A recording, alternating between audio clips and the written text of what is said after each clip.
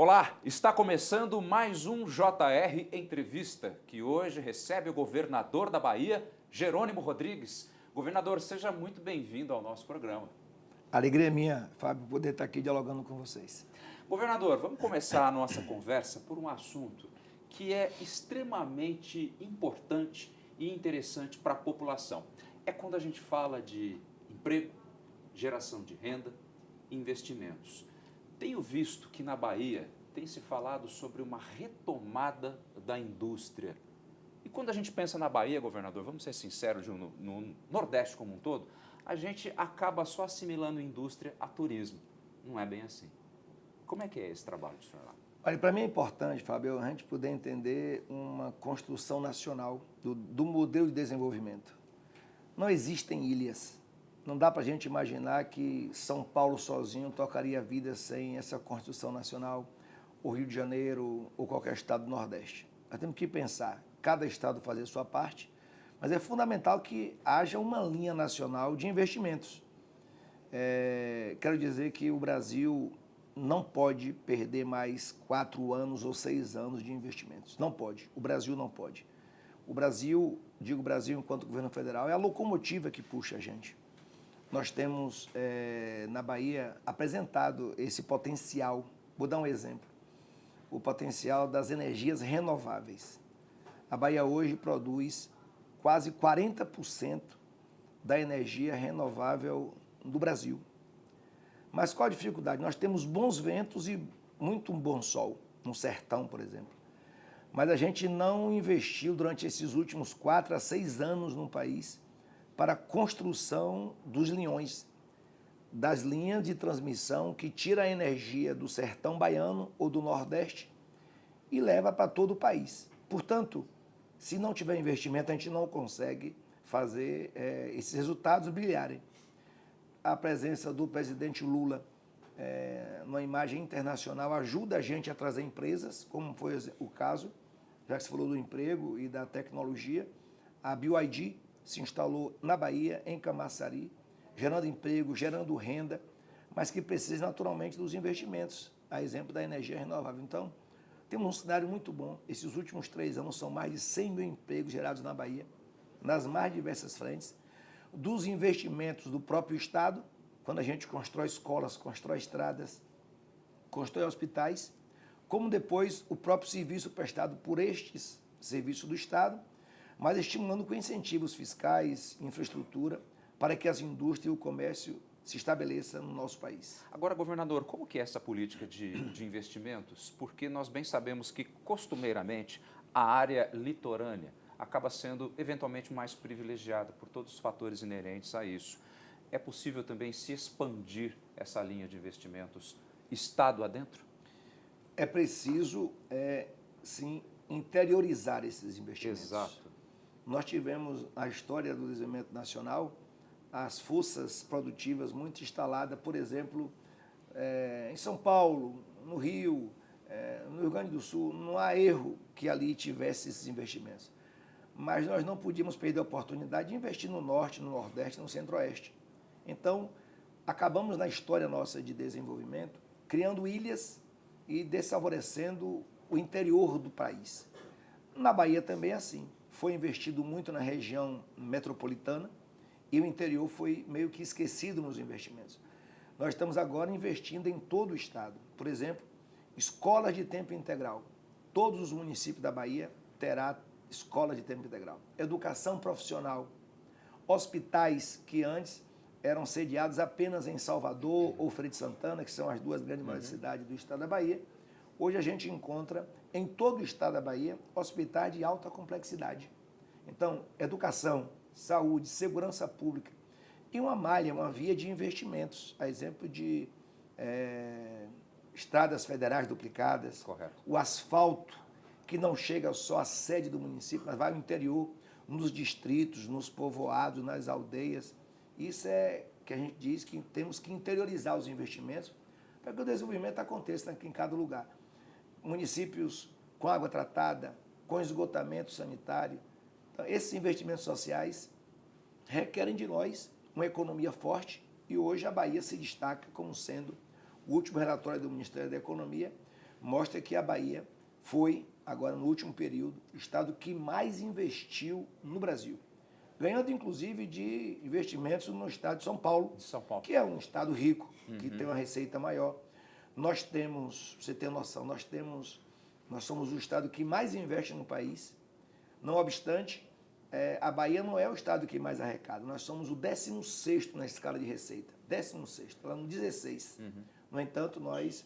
E agora, o último dado desse último período também mostra que o crescimento do PIB estadual ultrapassou a média nacional. Então, isso é fruto dos investimentos que a gente vem trazendo desde o governo Jacques Wagner, depois o Rui Costa, 2 décadas quase de investimento e de resultados. A questão também da indústria naval, governador, que é de extrema importância para o país inteiro, na Bahia começa a se concentrar ainda mais, com mais investimentos, e isso, consequentemente, traz mais emprego, mas não é só, como o senhor está dizendo também, para a região ali metropolitana da capital, né? Nós temos na região da Bahia de Todos os Santos essa indústria naval. Há 3 meses atrás, o presidente Lula esteve conosco e nós assinamos um protocolo de investimento ali em Maragogipe, na Enseada. Retomamos com a Petrobras, contratando os serviços para montagem e desmontagem de navios, de plataformas. Mas o próprio Estado agora, construindo essa ponte Salvador-Itaparica, 13 quilômetros, já temos convênio e acordo com a Petrobras para que um dos berços dessa plataforma possa ser usada pelo consórcio chinês que irá construir essa ponte, fazendo ali em Maragogipe as peças maiores para a ponte Salvador-Itaparica. Mas além da Enseada Maragogipe, que é a indústria naval, nós temos também agora, na sexta-feira passada, eu tive a oportunidade de, junto com o ministro Rui Costa, que coordena o PAC, junto com o senador Jacques Wagner, com os deputados, fazer o primeiro teste do VLT Salvador, que só aí nós teremos, a partir do meados do ano que vem, 40 quilômetros de VLT. Com mais 40 e poucos do trem do metrô, estamos dizendo que Salvador, a capital da Bahia, terá quase 100 quilômetros de trilhos entre metrô e VLT. São investimentos em infraestrutura. Governador, se eu não estiver enganado, o VLT que está sendo instalado em Salvador é aquele mesmo que estava ocioso lá em Cuiabá, no Mato Grosso. Perfeitamente. E que acabou passando por uma situação complicada, o modal foi alterado, e eu me lembro, há uns tempos atrás, que disseram o seguinte: o pessoal da Bahia aproveitou a chance e levou o VLT para lá fazendo uma boa compra.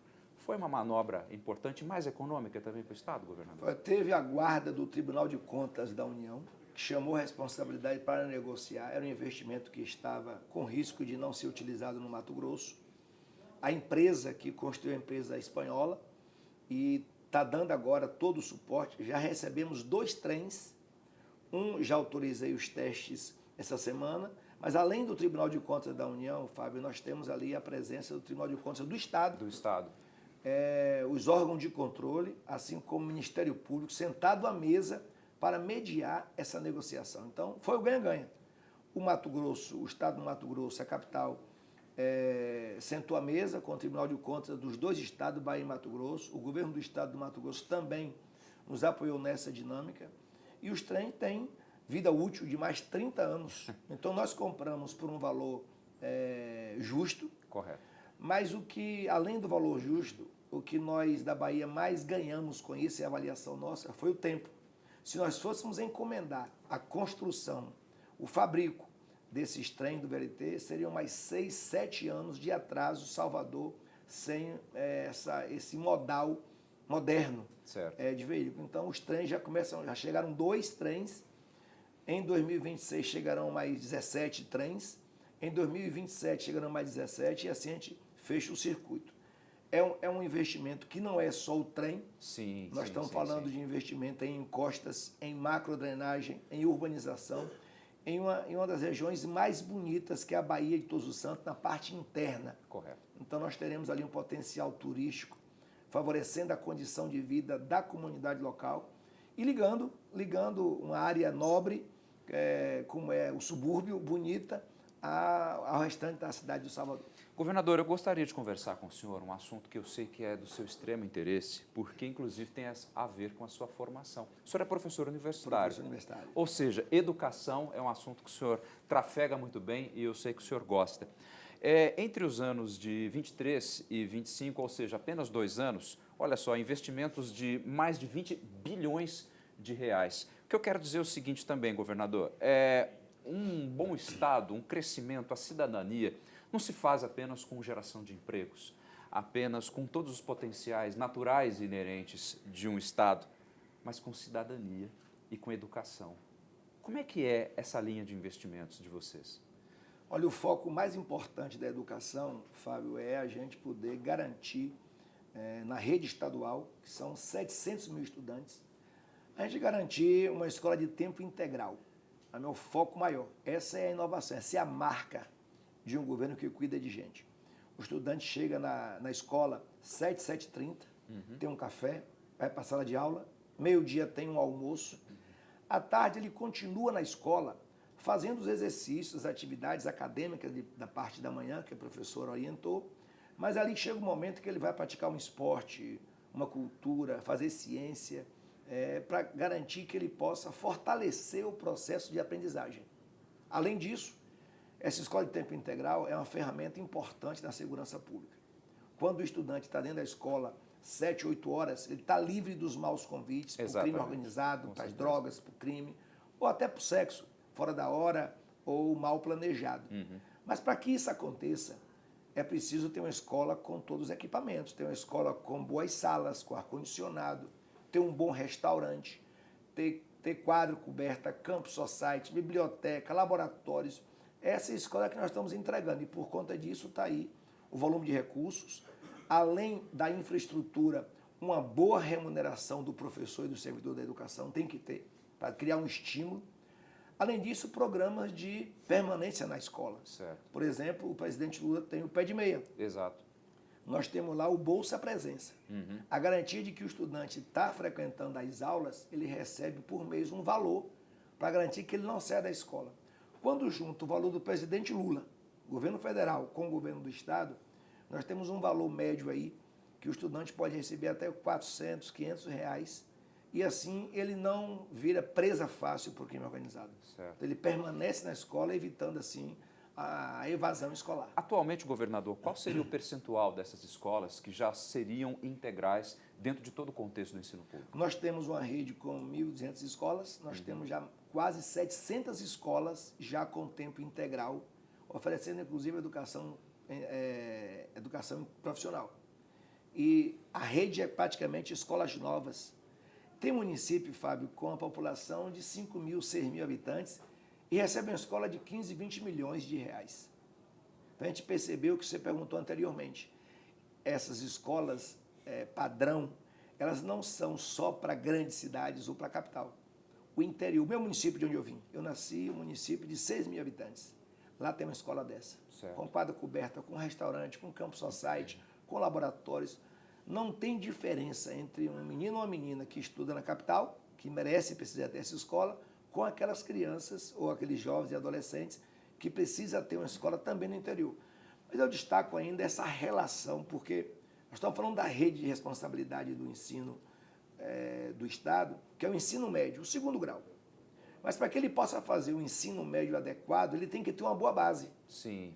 Só que a responsabilidade da base não é do Estado, é do município. Então, creche, Fundamental 1, Fundamental 2, que é o 1º grau. Se um menino ou menina não faz um 1º grau, uma base boa, ele não vai chegar no ensino médio com uma boa base. Então, nós estamos investindo na rede estadual, com essas escolas, patrocinando programas sociais, garantindo bons salários, mas nós também estamos, nesse investimento que você disse aí, tem investimento em parceria com o governo municipal.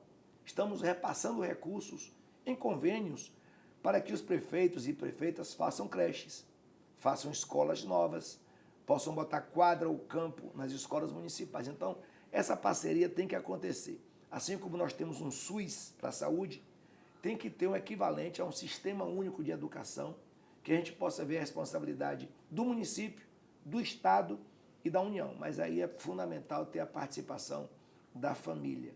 Sem família não tem educação. Governador, o senhor falou também sobre o ensino técnico.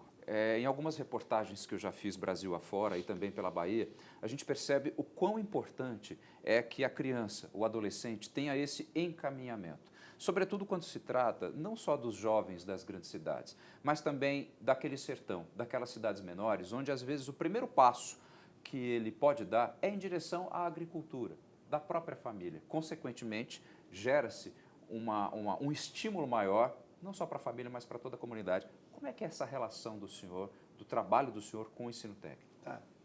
Olha, não é só para o mundo agrícola, não. Nós estamos expandindo bastante, por exemplo, como eu falei agora daqui a pouco, das energias renováveis. Sim. Essas empresas que lidam com energia solar, com energia eólica, precisam de uma mão qualificada, mão de obra qualificada. E é nessas escolas que nós estamos fazendo a parceria. Estamos dizendo aí das obras de construção de escolas.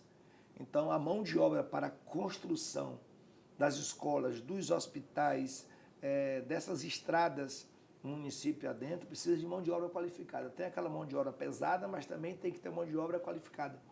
E a formação da educação profissional serve para isso, para garantir em cada município da Bahia uma representação daqueles jovens que tenham sua mão de obra já qualificada, já no segundo grau, no nível médio. Além de falar da expansão, Fábio, das universidades. É fundamental. O presidente Lula, nós só tínhamos uma única universidade na Bahia Pública Federal, só tínhamos uma UFBA. Que é na capital. Na capital. O jovem do interior, eu, então... por exemplo, tive que sair de onde eu nasci para vir buscar uma vaga na UFBA, em Salvador. Hoje não, hoje nós temos, além da UFBA, mais 6 universidades federais, mais 4 estaduais, ou seja, um parque de universidades públicas muito bom. Precisamos de mais, a Bahia é muito grande, mas foi o Lula quem garantiu que nós tivéssemos a oferta da educação superior expandida na Bahia. Governador, dentro de todo esse processo educacional, geração de empregos, não dá para conversar sobre a Bahia sem falar do turismo, que é um cartão postal não só para o Brasil, mas para o mundo todo. Está mais fácil, digamos assim, trabalhar com o turismo hoje, acima de tudo, porque a gente percebe que os aeroportos brasileiros, eles não são mais aeroportos que levam de São Paulo a Salvador, de Brasília a Salvador, mas eles fazem conexões, inclusive, com alguns países da Europa e até da América do Norte. Ou seja, a indústria do turismo na Bahia também está mais pujante em função dessas circunstâncias? Tá, nós temos um desafio muito grande, Fábio. Depois da pandemia, nós vimos um conjunto de voos existentes anteriormente sendo descartados ou anulados. Então, nós precisamos avançar bastante nos voos regionais. Ainda temos passagens muito caras quando se diz respeito a um voo entre Ceará e Bahia, entre Recife e Piauí, falando de região Nordeste, pertinho, mas ainda é um voo muito caro. Pois é. Se você for pegar um voo, por exemplo, de Morro de São Paulo, de Porto Seguro para Salvador, ou de Guanambi, ou do Oeste, ainda são voos caros. Então, nós temos que expandir isso. Mas a Bahia vem se destacando muito no que diz respeito ao turismo. Hoje nós temos, a Bahia é o estado que mais avançou no turismo no Nordeste, e no Brasil ainda já fica ali numa posição já de segundo colocado, terceiro colocado, disputando com o Rio de Janeiro, com o próprio turismo de São Paulo, que é um turismo comercial muito forte. E nós temos a descoberta de outras regiões turísticas. As pessoas, quando iam à Bahia, frequentavam muito Salvador, litoral norte, sentido Sergipe. Sim. Ou, descia um pouco mais, pegava ali Itacaré, Morro de São Paulo, Porto Seguro. Existe e é um potencial muito forte. Mas nós temos hoje turismo, por exemplo, na Chapada Diamantina, que são regiões de turismo de aventura. Nós temos lá já o turismo para que as pessoas possam vir conhecer as nossas cachoeiras, as nossas cavernas. Temos ainda o enoturismo, produção de vinho, frutas vermelhas. Então, nós temos um potencial litoral muito forte, que é o maior litoral que nós temos no Brasil, é o da Bahia. Agora, tem um elemento, Fábio, que é a estrutura de aeroportos, de portos, de hospitais. Quem frequenta o turismo procura ver isso, como é que é a oferta de serviços, para garantir ali uma saúde mais próxima, se você precisar. Além disso tudo, nós estamos trabalhando para garantir esses investimentos. Mas tem um elemento muito importante no turismo da Bahia, que é o acolhimento do povo baiano. Sem dúvida. Então, desde o carnaval, uma festa grandiosa, até mesmo ali o ambulante, o restaurante, o bar, as pessoas têm um trato diferente. O acolhimento do baiano é um acolhimento diferenciado. Eu acho que não há ninguém nesse Brasil, e as pesquisas mostram isso, que não esteja preocupado com segurança pública. A Bahia já teve numa situação extremamente complicada no que diz respeito a isso, com índices problemáticos. No entanto, o senhor tem dados importantes para mostrar no que diz respeito. Por exemplo, o mês de novembro de 25 fecha com o menor número de mortes violentas desses últimos 3 anos, uma queda de 28% frente ao ano anterior de 2024. A que se deve a isso, governador? Fábio, investimentos e centralidade na decisão nossa. Está na minha mesa a responsabilidade de poder cuidar disso como um tema sensível. Segurança pública é um tema sensível. E posso dizer isso com muita tranquilidade. Nós estamos dedicando investimentos na inteligência, porque é com a inteligência que a gente desmonta, por exemplo, as ações do crime organizado, equipamentos para os policiais como armas, viaturas, equipamento de proteção, câmeras corporais. Então, estamos fazendo um pacote de investimentos. Mas eu quero dizer que essa responsabilidade nossa, esse chamamento nosso pelo um tema sensível, nós temos que cada vez mais entender que o tema da segurança pública é um tema internacional, é um tema nacional. Sem dúvida. Eu não estou fugindo da minha responsabilidade, pelo contrário, estou colocando toda a energia possível para disponibilizar investimentos nisso. E não se trata de um tema de esquerda ou da direita. Nós, na condição de gestores estaduais, municipais e até nacional, nós temos que fazer o que agora o governo federal deu a iniciativa de poder criar um sistema único de segurança pública. Não adianta a gente virar as costas para as ações federais. Tem que ter uma governança nacional. É preciso ter. O Ministério da Justiça, o governo federal, tem que dirigir essas ações de forma nacional. As fronteiras. A Bahia, por exemplo, não tem indústria de armas. E as armas são apreendidas diariamente. A Bahia não é líder em laboratórios de produção de drogas. E todas as operações estão lá, a quantidade e volume de drogas. Então, essa mobilidade do crime organizado, ele precisa ser freado em cada estado, estamos fazendo isso, assim como a ação do governo federal nas fronteiras entre estados e entre o Brasil e outros países.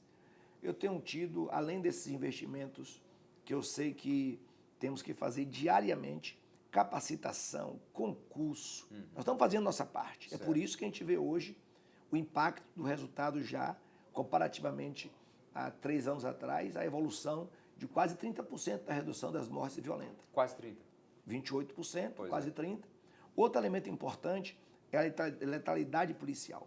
Nós já reduzimos, a partir do que nós fizemos há 4, 5 meses atrás, de capacitação, criação e fortalecimento de ambiente de controle, exemplo de corregedoria, ouvidoria, fiscalizando as ações, o uso de câmeras corporais para garantirmos a redução e eliminação das mortes por letalidade policial, assim como os investimentos não são só de polícia. Segurança pública é polícia, mas também tem uma ação social muito forte. Existe escolas, espaços culturais, existe uma máxima, 2 máximas na nossa ação enquanto governo, Fábio. Uma delas é que bandido bom é bandido preso, entregue à justiça para que ele possa ser julgado e pagar sua pena, inclusive com a ressocialização. Essa é uma máxima. Bom, a outra é que nós temos que atuar no andar de cima. Existem os bairros violentados, que às vezes tem uma prática de injustiça social muito grande, dizer que aquele bairro é violento, que estão ali os criminosos, ali tem a ponta do iceberg. Certo. Tá? A Faria Lima aqui foi comprovado. Exatamente. Nas operações que foram feitas. Carbono lá também mostrou bem. Nós fizemos operações dessa natureza na Bahia e também prendemos armas, prendemos criminosos e mais, fomos asfixiar ali o setor financeiro deles. Que é aí que a coisa pega, né? É dali que gira, é ali que financia. Então, exato. Nós temos que fazer uma ação. O que as comunidades violentadas precisam é de ação de proteção social. é de posto de saúde, é de escola, é de policial presente, é de área de cultura e de esporte. Então, nós estamos fazendo no equilíbrio as duas frentes. Uma ação de policial com um Estado forte, firme, que mostre o Estado, para mim, forte e firme, é o Estado que prende, que fiscaliza. Nós não podemos comparar a ação do Estado. O Estado não pode ser um Estado matador. Tá?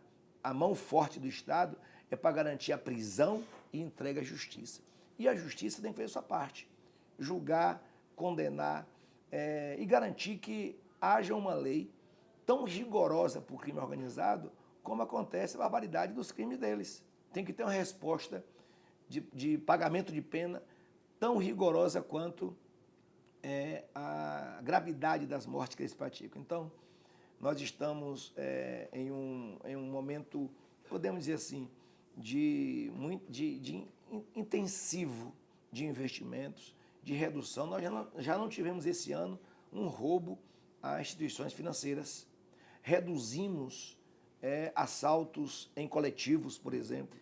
Então, resultados, Fábio, é que a gente possa, a cada ano, ir gradativo, fazendo balanços positivos. Nós criamos na Bahia um programa de articulação, de monitoramento, chamado Bahia pela Paz, correto, com a presença da Assembleia Legislativa, assento do Tribunal de Justiça, do Ministério Público, da Defensoria Pública, dos estudiosos, das universidades, do movimento de direitos humanos, garantindo ali uma ação interativa. Governador, eu gostaria de esticar um pouquinho mais essa conversa, embora o nosso tempo já está esgotando, para falar de duas circunstâncias ainda dentro da segurança pública que me chamou a atenção, sobretudo pelo nome, o baralho do crime e o baralho lilás.